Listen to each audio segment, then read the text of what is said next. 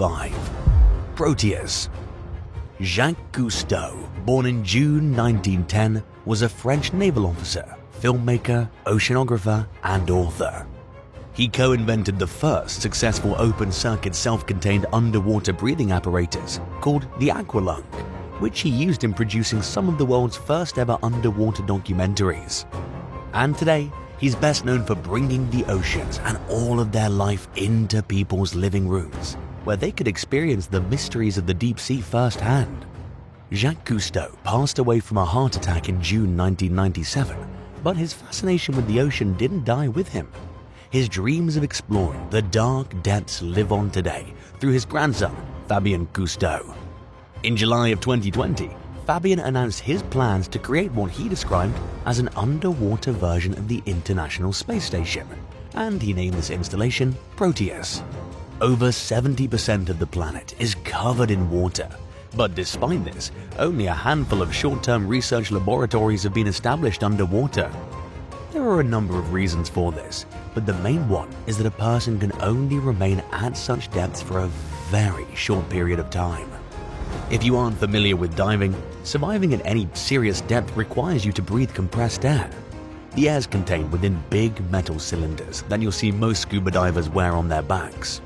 Our bodies react differently to compressed air than it does to the air we're used to breathing. Our bodies can still process the oxygen, but it's the nitrogen that causes issues over extended periods of time. The air you breathe in is made up of 78% nitrogen, 20 to 21% oxygen, and about 1 to 2% of other gases and water vapor. But when this air is compressed, the nitrogen expands rapidly as the pressure on your body decreases. And if you ascend too quickly from deep depths, this nitrogen can potentially cause life-threatening issues, resulting in decompression sickness that's otherwise known as the bends. The longer you stay underwater, the slower you have to rise to the surface. Either that or you're forced to spend hours or even days in a decompression chamber. In short, every minute you spend on the seafloor requires a significant amount of decompression time, typically several times as many minutes. But Fabien has come up with a solution to this problem for researchers working at Proteus. According to him, staying on the seafloor and not having to return to the surface would significantly increase the amount of time spent continually on research and exploration. So, instead of undergoing a lengthy decompression after every dive, on top of the required safety time in between the dives, those returning from Proteus will only need a single decompression. Proteus is slated to be a 4,000 square foot facility and will be 4 times bigger than any previous underwater station. And if all goes according to plan, researchers will be able to work, live, and eat at Proteus for multiple weeks at a time.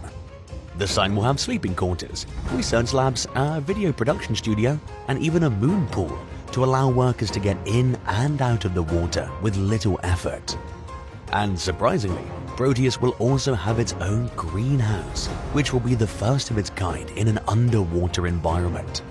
Proteus will be built to support up to 12 scientists at any given time, and power will be provided to the station through a variety of sustainable sources, like solar, wind, and ocean thermal.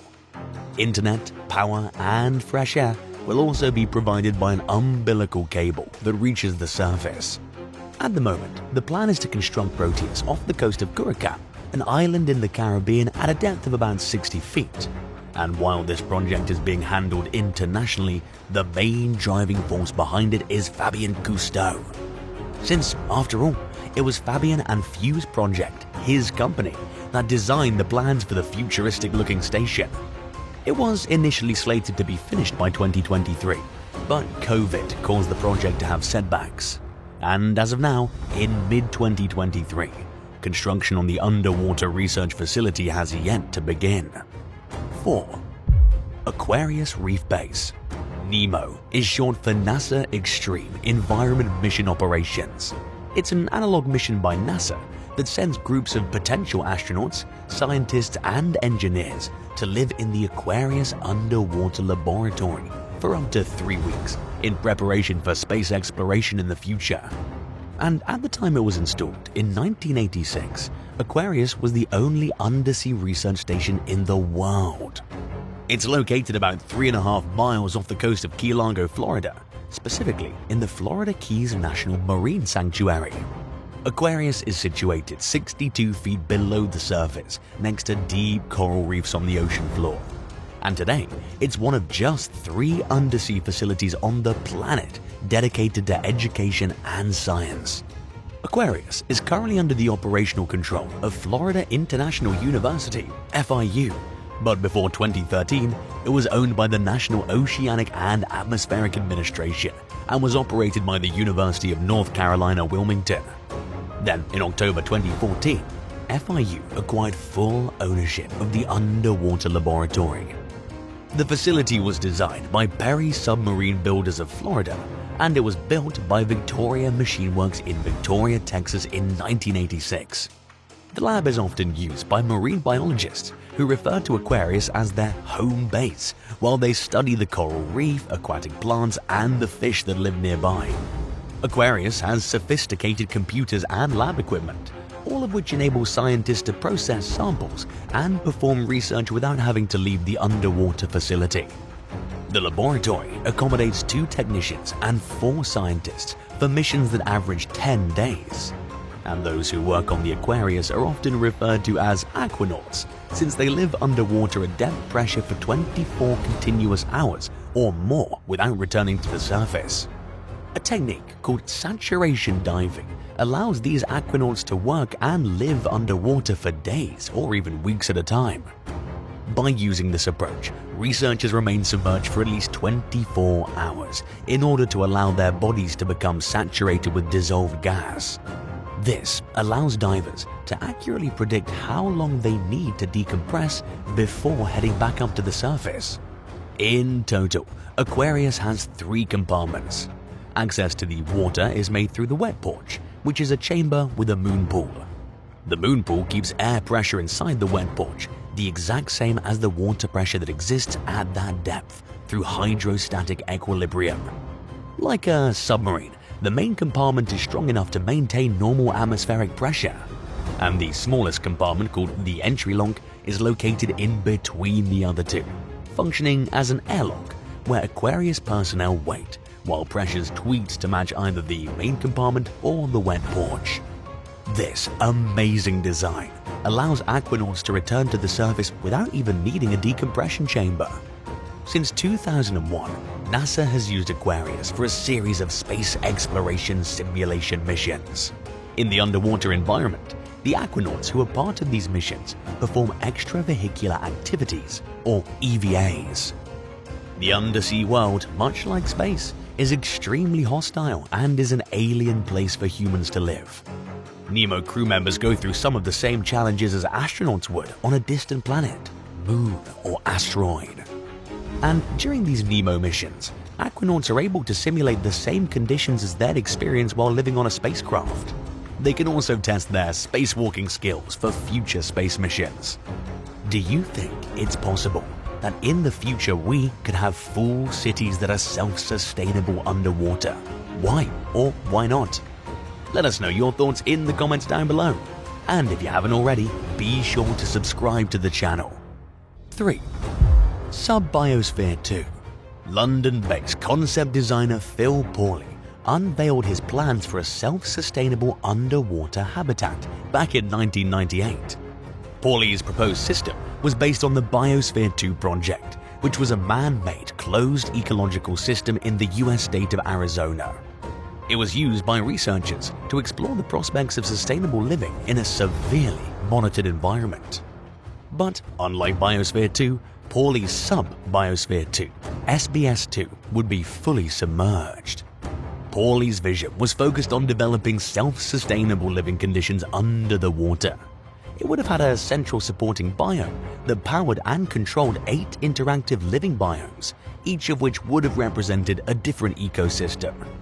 And according to Pawley, all life support systems for water, food, air, and electricity would have been sustained through the innovative control of variant atmospheric pressures that typically occur at depth. And if this plan would have been brought to fruition, it would have acted as a seed bank, supporting the animal, plant, and human life in the biomes. The designs for this underwater habitat resemble what Atlantis may have looked like. With one central dome surrounded by 8 living biomes, SBS-2 would have been able to float or submerge itself. Against the forces of air, the pressure at depth would have acted like a heart and lungs, sustaining the living organisms within the biomes. And the central support biome would have monitored the life systems from within its operations facility.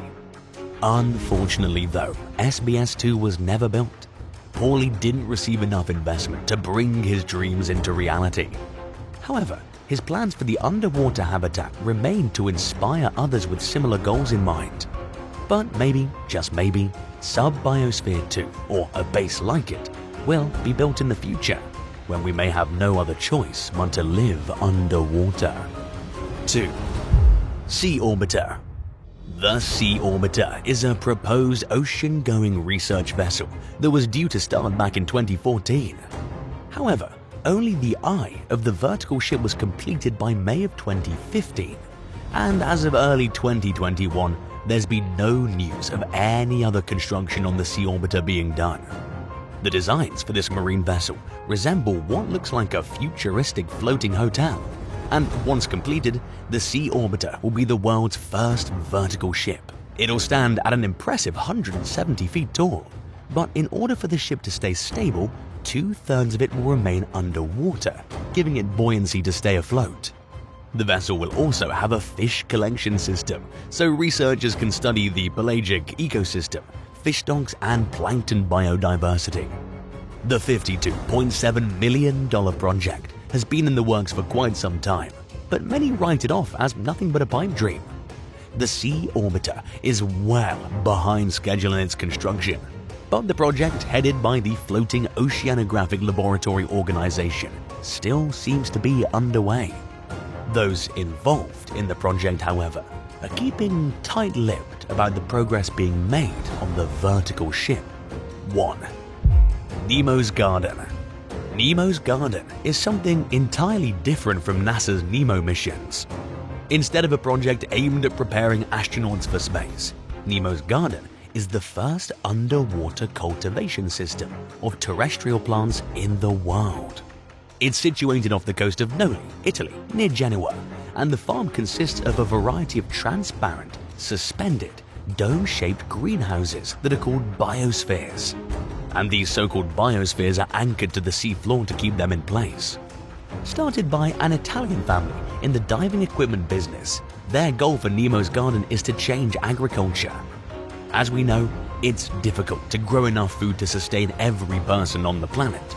But this new technology gives added possibilities for growing produce on the coastlines of Earth. This underwater garden is completely sustainable and doesn't negatively affect the environment in any way, according to Luca Gambarini, who co-founded the project. Luca's father and founder of Ocean Reef Group, Sergio Gambarini, came up with the idea for Nemo's Garden by combining two of his passions, gardening and scuba diving. The project began in 2012 when he and his family went about planting basil in a balloon submerged underwater. And now, more than 10 years later, the aquatic garden is absolutely thriving.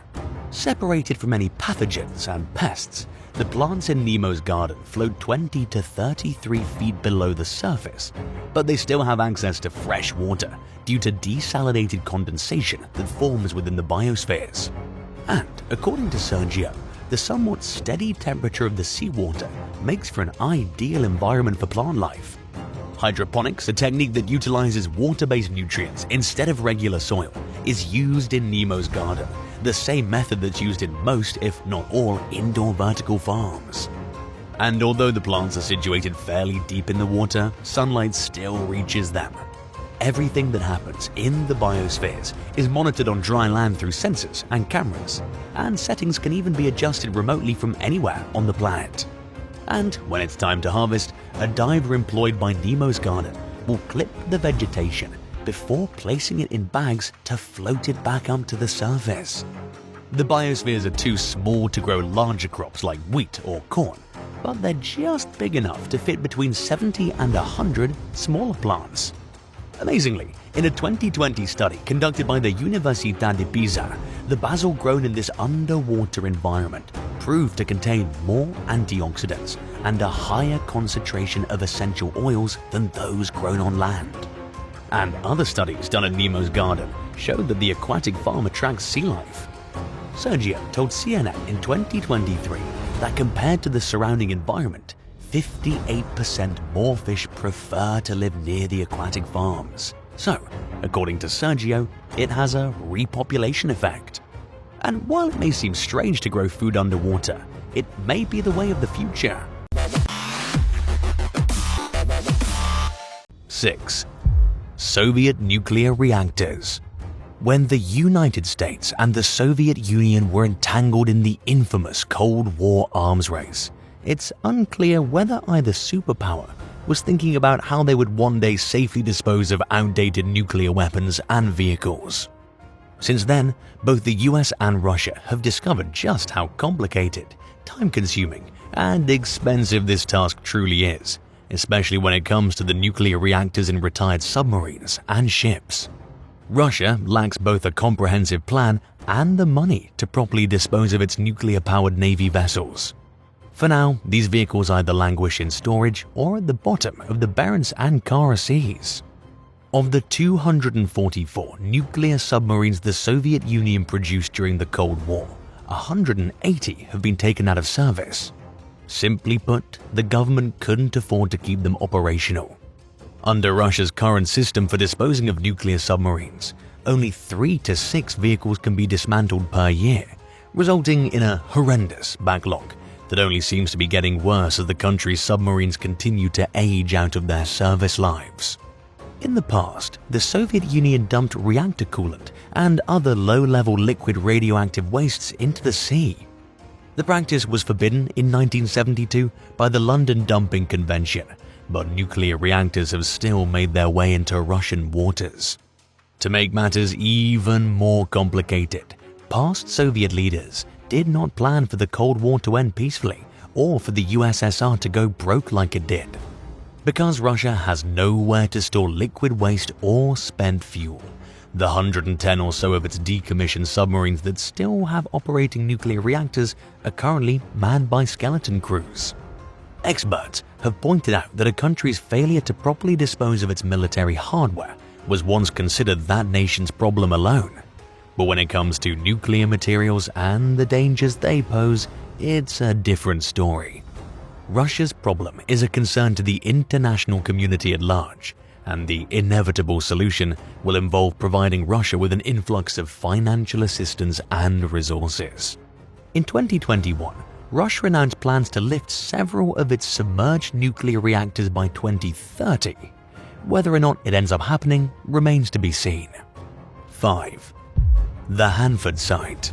In Benton County, Washington, pollution at a former nuclear production complex called the Hanford Site poses serious ongoing risks to the environment, wildlife, and human population. Located along the Columbia River, the sprawling site was established in 1943 as part of the infamous Manhattan Project, which saw the development of the world's first ever nuclear weapons. It was also home to the world's first full-scale plutonium production reactor. The secret facility was expanded during the Cold War and eventually grew to encompass 500 square miles. It was home to 9 nuclear reactors and 5 plutonium processing complexes, and most of the plutonium for the US nuclear arsenal's more than 60,000 weapons was made here. The majority of the nuclear reactors at the Hanford Site were shut down between 1964 and 1971, and the final reactor was decommissioned in 1987. More than 53 million gallons of highly radioactive waste was left behind, and the US government largely ignored its dangers until it became obvious that something urgently needed to be done about the pollution. By the time authorities devised a cleanup plan in 1989, significant amounts of radioactivity had permeated the surrounding environment. More recently, it was discovered that an underground tank had been leaking hundreds of gallons of radioactive waste into the ground every year since 2010. In 2017, the roof of a tunnel that houses highly radioactive waste including contaminated train carriages, collapsed from old age. While no radioactivity leaked into the air, things could have turned out much worse, especially in the event of an earthquake. The pollution remains a problem today as the scientists work to assess the radiation's effects on the environment, wildlife, and human health. And while it may be too late to undo a lot of the damage, the work to clean up the Hanford site is ongoing.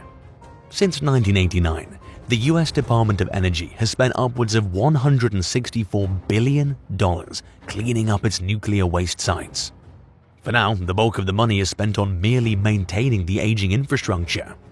Some experts believe the government is staving off an impending disaster and have urged officials to prioritize the cleanup of its nuclear waste sites. Whether or not their advice will be heeded before something terrible happens remains to be seen. Do you think the government is secretly planning ahead? Let us know in the comments and hit that subscribe button while you're at it. 4. Zaporizhzhia Plant. Located in southeastern Ukraine, near the city of Enerhodar, the Zaporizhzhia Nuclear Power Station is Europe's largest facility of its kind, and it's among the 10 largest nuclear power plants in the world. At its peak, it supplied energy to as much as 20% of the country. Zaporizhzhia was built during the Soviet era and once again fell into Russian hands in 2022 following Putin's invasion of the country. By then, the plant's workers had already shut down 2 of its 6 reactors to reduce the risk of a disaster. For several months, Ukrainian employees continued to operate the plant under Russian control. In September 2022, the facility completely halted its operations due to continued shelling around the property. Meanwhile, Russia and Ukraine pointed the finger at one another for the shelling. The ongoing war has created major concerns that the plant is one step away from nuclear disaster via sabotage, attack, or accident. These fears have peaked since mid-2023 as Ukraine planned to launch a counter-offensive against Russian forces in the region. Heavy fighting is expected, and it would take only a slight misstep for the biggest catastrophe since Chernobyl to occur. Speaking with Sky News, workers expressed their worries that the leak of radioactive gases could cause devastation across Europe, Russia, and the Mediterranean. Any of the plant's thousands of fuel rods could experience a meltdown, which would trigger the release of hydrogen gas. Writing for the Daily Beast, author and veteran national security analyst Joseph Cirincione explained that an explosion would likely follow, releasing large plumes of radioactive material that are capable of traveling hundreds or thousands of miles. The Zaporizhzhia plant's 6 nuclear reactors contain hundreds of tons of fuel, and the site's also filled with thousands of spent fuel assemblies and pools filled with thousands of tons of spent fuel. Much of the material is hot and needs to constantly be circulated and cooled to avoid disaster. Doing this requires electricity. In the event of a power outage, the pumps would not be able to circulate the water, and the fuel rods would eventually heat up to the point of exploding. Experts have warned that fighting near the plant could easily knock out the electricity. They're also worried about staff members making deadly mistakes, as well as a deliberate attack or sabotage by the Russians. Putin has refused repeated calls to demilitarize the plant, and he doesn't seem like he plans to change his mind. Cirincione described his stubbornness as a nuclear ace in the hole that he could play as part of his game of nuclear chicken. At this point, the only realistic option is for the world to hold its breath and hope that nothing terrible happens. In Cinturone's words, the odds of a disaster at Zaporizhzhia are better than even, and the nuclear time bomb is ticking. Perhaps the most nonsensical aspect of Putin's refusal to back down is the fact that a disaster could easily affect vast swathes of Russia. Nuclear fallout particles are light, and they travel easily. In other words, they go far and fast, and it doesn't take much more than a breeze for them to move hundreds or thousands of miles. 3. Runit Island.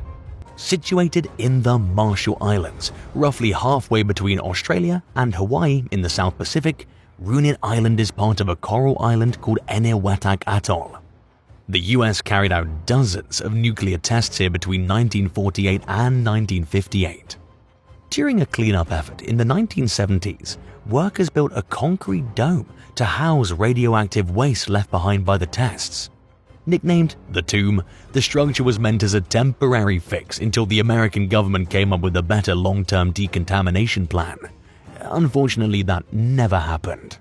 Today, radioactive waste is escaping the crumbling concrete and seeping into the soil below the deteriorating building. A typhoon, major storm surge, or other major weather event is all it would take to rip the dome out of the ground and disperse the rest of its contents into the ocean. And since it's leaking anyway, locals have understandably become concerned for their health. During the 1980s, the US officially returned Eniwetok Atoll to the Marshallese government. The American government claims that it has fulfilled its obligations to the country, but Marshallese authorities argue that they lack the resources to clean up the lingering mess that the US left behind. Ruined Island was quarantined decades ago and remains off limits today. But because radioactive waste can easily travel through water and air, this doesn't mean that the surrounding islands are safe. Whether or not the United States will become more willing to help remains to be seen. 2. Frozen fallout. As the melting of the world's glaciers is accelerated by climate change, scientists have become increasingly worried about dangerous materials being released into the environment. One well-established concern stems from the potential for long-frozen pathogens like anthrax and ancient viruses to seep out from the permafrost. There are also growing fears that radioactive fallout will seep into surrounding air, water, and ground. In early 2019, experts revealed that they had discovered evidence of fallout from past meltdowns and nuclear tests being encased in glaciers around the globe. During a study, the team detected man-made radioactive material at 17 sites in the Arctic, Iceland, the Alps, the Caucasus Mountains, British Columbia, and Antarctica. They found it in alarmingly high concentrations, according to researcher Caroline Claassen, who told the news agency AFP that the study found some of the highest levels of radioactivity among sites outside nuclear disaster exclusion zones. According to the New York Post, nuclear fallout typically falls back down to Earth in the form of acid rain, which is then absorbed into the ground. Claassen described this as a sort of one-off event. But in colder regions, fallout sometimes returns to the ground in the form of snow, then becomes encased in ice, where it gathers in alarmingly high concentrations and can stick around for decades. And in the event of a big enough disaster, the fallout can travel around the world, permeating even the most remote corners of the globe. While studying sediment cores, Claassen said that her team detected fallout from the 2011 Fukushima meltdown in Japan, as well as large amounts of radioactive particles left behind by weapons tests.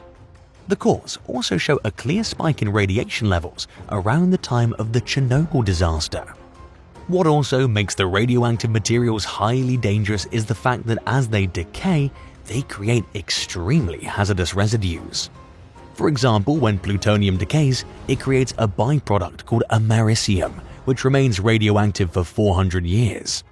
According to Claassen, americium is more soluble in the environment. In other words, it spreads extremely easily, and it also emits stronger alpha radiation. While the study didn't focus on the potential impacts of melting glaciers releasing radioactive material into the environment, the team speculated that it could contaminate food and water and have other detrimental effects. The findings highlight the often overlooked reality that the world is still grappling with the effects of human activity from long ago, and it will continue to do so for decades, if not centuries, to come. 1. Lake Karachay. Located in the southern Ural Mountains of eastern Russia, Lake Karachay functioned as a dumping ground for nuclear waste for decades starting in 1951. Both the activities at Lake Karachay and the existence of the nearby Mayak nuclear production plant were kept secret from the world until 1990. Western scientists first gained access to the site 2 years later in 1992.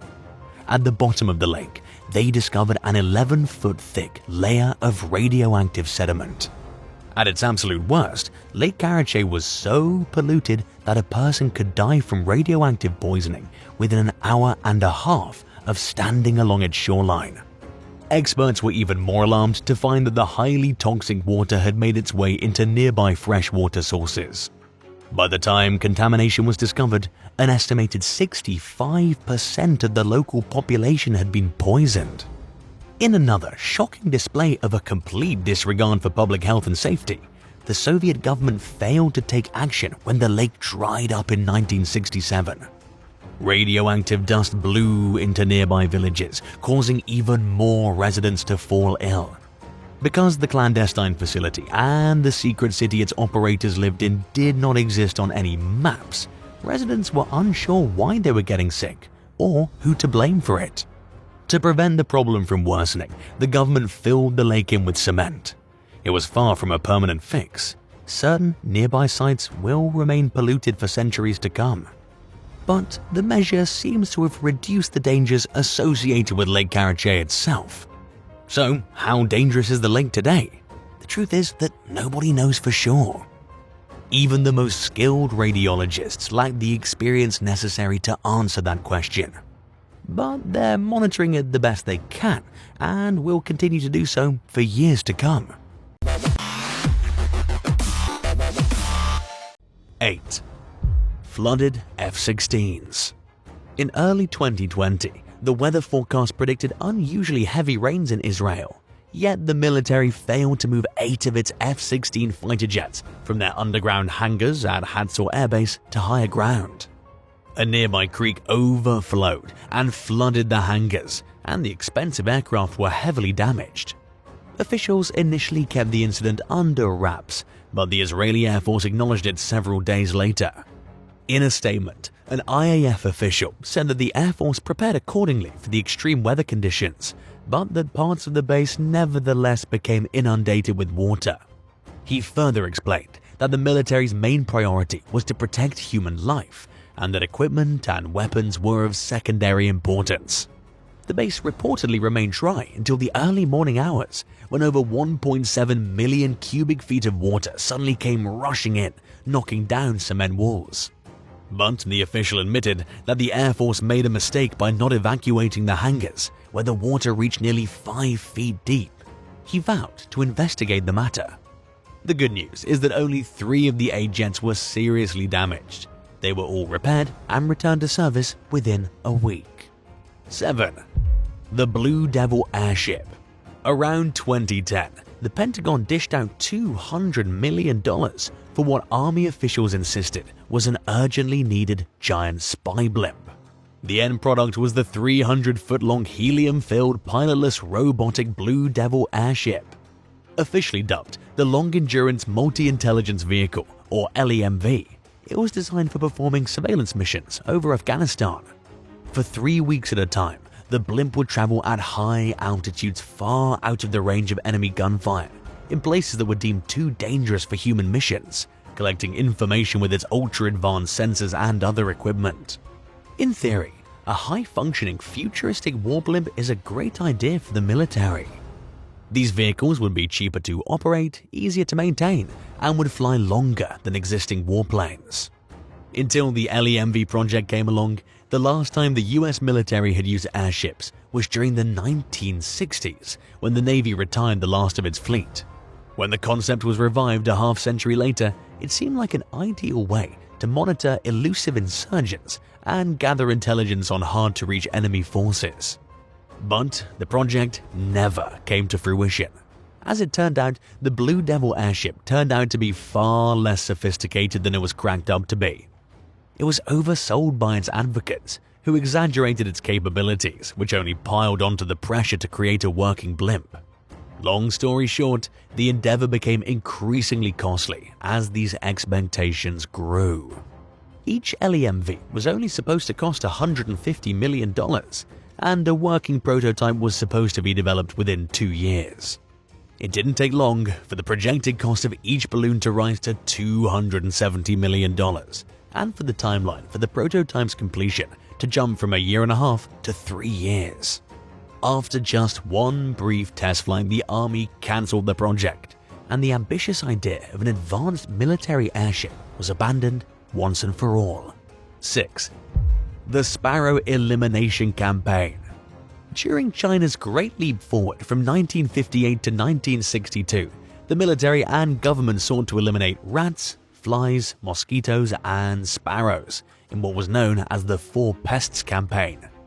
The elimination of sparrows, dubbed the Smash Sparrows Campaign or Eliminate Sparrows Campaign, stemmed from the belief that the birds were eating too much of the farmers' grain and fruit. Chinese civilians were encouraged to participate in the effort by killing as many sparrows as possible, and they gladly obliged. One way they did this was by banging pots, pans, and other loud objects outside, which made sparrows so afraid to land that they flew until they dropped out of the sky from exhaustion and died. People also shot sparrows with guns and destroyed the birds' nests and eggs. To provide an additional incentive, awards were given out to civilians who shot the most sparrows in a day in their communities. The campaign was so successful that sparrows nearly went extinct in China. But it backfired because sparrows were one of the only predators who ate locusts. Without the species around to prey on the insects, the locust population exploded. And locusts not only eat grains and fruit, but they also feast on plants. They wiped out crops across the country to a way worse degree than sparrows ever did, sparking one of the worst famines in human history. After realizing the gravity of the mistake, the state removed sparrows from the Four Pest Campaign and refocused its attention toward bedbugs. Have you heard about this before? Tell us in the comments and hit subscribe while you're at it. 5. B-2 bomber crash. The American-made Northrop Grumman B-2 stealth bomber was an extremely expensive but mostly successful project. It was developed in complete secrecy and made its first public flight in 1989, more than 33 years ago. Until recently, there were 20 B-2s in service with the US Air Force, with only one having been lost. The incident happened in 2008 at Andersen Air Force Base in Guam, where a B-2 bomber nicknamed the Spirit of Kansas crashed on the runway shortly after takeoff due to a sensor malfunction. It was the first ever crash of a B-2. The two-officer crew, Major Ryan Link and Captain Justin Grieve, tried but failed to gain control over the fighter jet. As one of the wingtips touched the ground, the pair ejected. Thankfully, they survived. There were no munitions on board, which could have made the situation worse. One pilot was treated and released, while the other was hospitalized for his injuries. By then, the Spirit of Kansas had logged 5,100 flight hours. And the Air Force definitely didn't get its money's worth out of the jet before the accident, which came at a loss of $1.4 billion, around $1.9 billion today when adjusted for inflation. While this was the only B-2 loss to date, there have been more problems with the aircraft since then. The Air Force previously said that they hope to continue using the jets until 2032, but the entire fleet is temporarily grounded due to an in-flight malfunction that occurred in late 2022. During an emergency landing, the plane veered off the runway and was damaged in a fire. Air officials have declined to elaborate any further on the situation, beyond stating that an investigation is ongoing. 4. The Isaac Peral submarine. In 2013, the Spanish government spent $2.2 billion on the development of a new high-tech submarine called the Isaac Peral. Also known as the S-80, the vessel was designed to replace the country's aging diesel-electric Cold War-era submarines. Named for the naval engineer who built Spain's first electric-powered submarine in 1888, the Isaac Peral was meant to be the first of an entirely new fleet of sophisticated subs with advanced fuel and engine features. It was first commissioned in 2003, but at the time the country's economic situation wasn't great, and it only got worse over the following years, delaying the beginning of the project for an entire decade. During the development phases, engineers discovered that the Isaac Peral was about 100 tons too heavy, which meant that it wouldn't be able to surface, even if it happened to function just fine otherwise. And the extremely costly mistake boiled down to a misplaced decimal point thanks to one of the designers. To remedy the issue, the shipbuilder, Navantia, summoned help from experts who recommended increasing the Isaac Perrault's overall size. This would hopefully enable it to rise to the surface despite being far heavier than intended.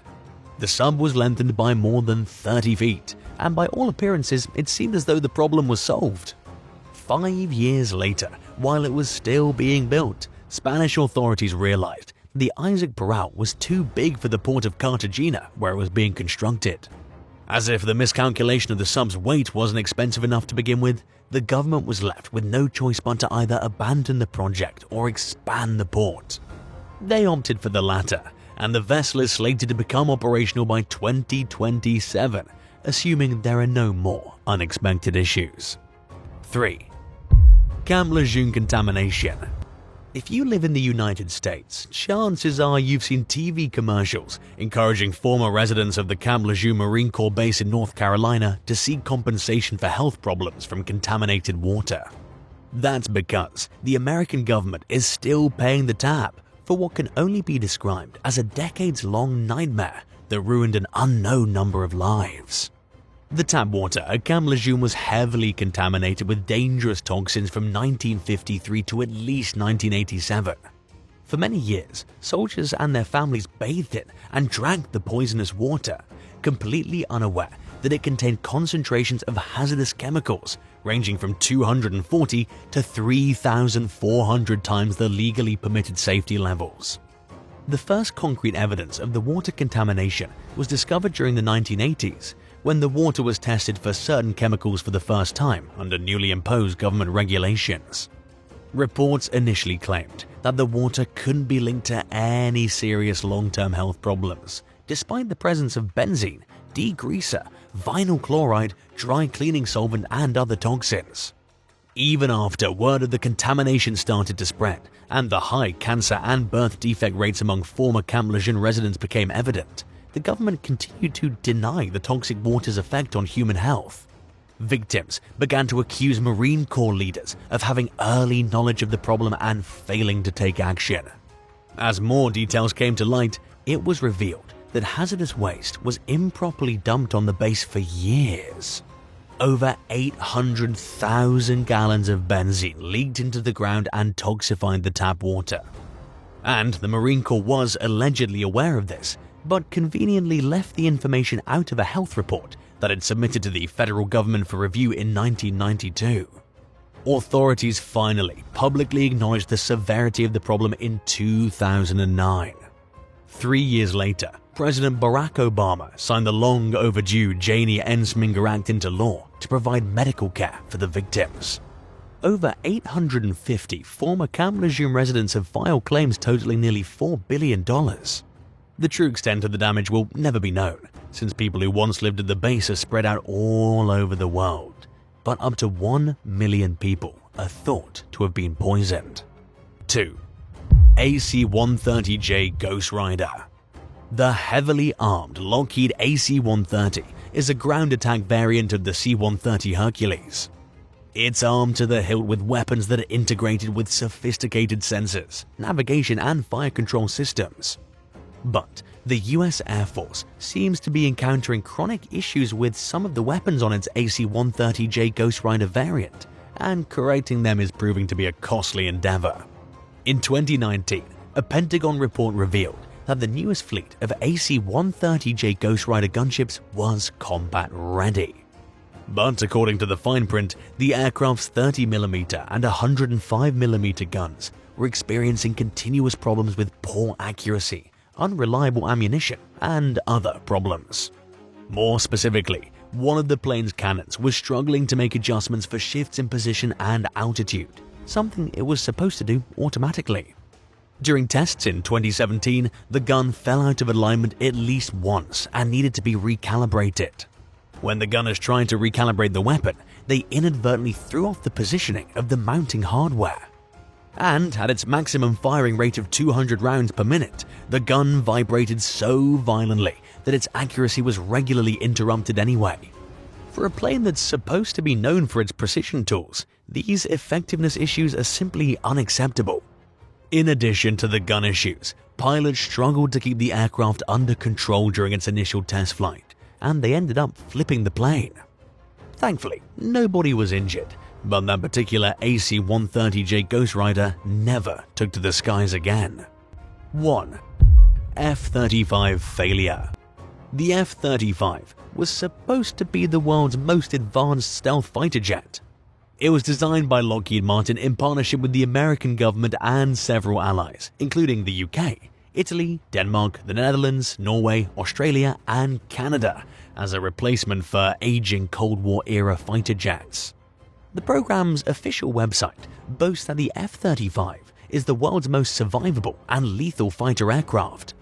But the jet has been met with seemingly constant criticisms for its alleged shortcomings, and the problems only seem to be mounting with time. Some even say that the project is a complete failure. Two of the F-35's original main selling points were that it would be lightweight and affordable. But the technology that was added to the design over the years made the plane increasingly heavy and expensive.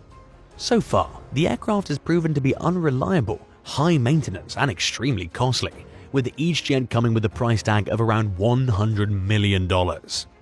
And it's not even ideal for everyday use, according to Air Force Chief of Staff General Charles Brown Jr., which means that the F-35 failed to fulfill the need for what he describes as low-end operations. Simply put, in their effort to maximize its capabilities, its designers over-equipped it, and the results appear to be utterly purpose-defeating. According to a 2022 press release, officials were trying to decide if and how it might be possible to design and build an affordable, lightweight fighter jet. But even a slight misstep could result in even more money, time and effort being wasted on a plane that's already come at more than 50% more than its original cost. Thanks for watching. Which one of these expensive military mistakes do you think could have been avoided? Tell us in the comments below and hit subscribe while you're at it. See you next time. Bye.